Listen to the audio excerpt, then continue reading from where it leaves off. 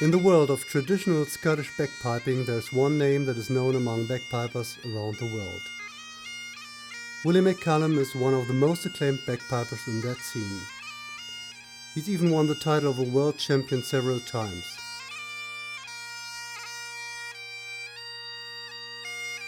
So Rolf Jost, the German inventor of the electronic bagpipes that he called redpipes, invited the champion to his manufactory near Stuttgart to let him test the new instrument and hear the judgment of the professional player. Hi Willie, nice to see you again. Nice to see you too. Please come in. Thank you. Willie, this is a bag from Redpipes use an advanced sampling technology to reproduce the sounds of different types of bagpipes by storing their original tones. It's good, it feels very comfortable. It's a strange one. In the 3 years since Rolf Jost entered the bagpipe scene with his electronic bagpipes, he developed a lot of different models ranging from medieval bagpipes to the great Highland bagpipe based on an original Scottish McCallum bagpipe. Willie McCallum very soon felt comfortable with the electronic version of the instrument that he's playing since he was 8 years old.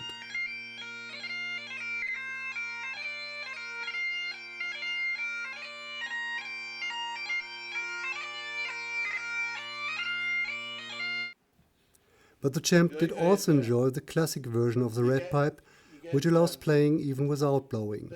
And, not totally unexpected but still relieving for the German inventor, the judgment of the great man of Scottish bagpiping was very positive. It's very accurate, I think. Quite comfortable to play. And this model here has the added feature of being able to blow into the bag and using a bag like you would normally on a bagpipe. So, and you can manage the air pressure. So I think it's quite realistic in many ways.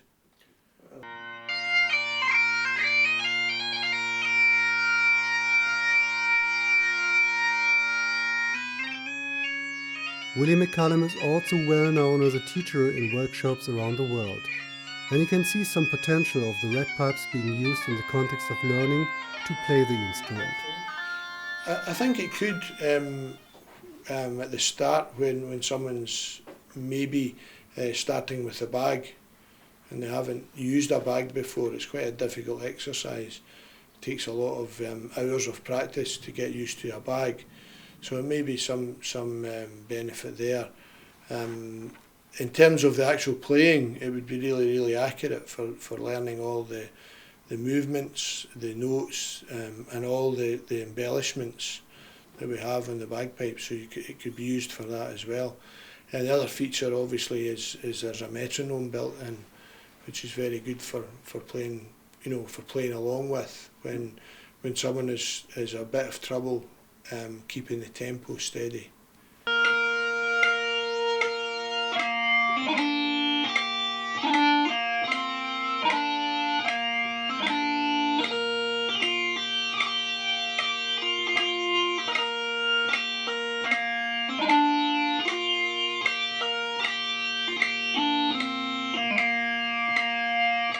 Willie McCallum and Jost agreed that an electronic bagpipe has its points when it comes to playing the instrument in a band context or in a concert situation in general.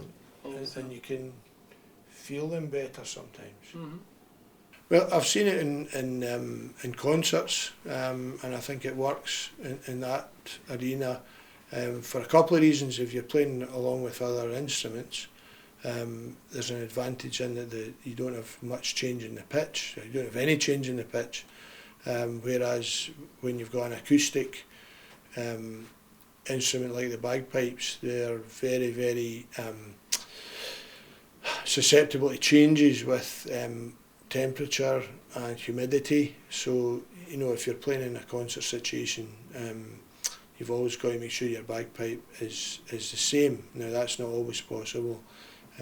Also, you don't have any tuning, which is a great thing because the bagpipe has moves when you're playing it because of the moisture in your breath. So that's obviously a factor too. All the redpipes have a slot for putting headphones in, and that would be really handy.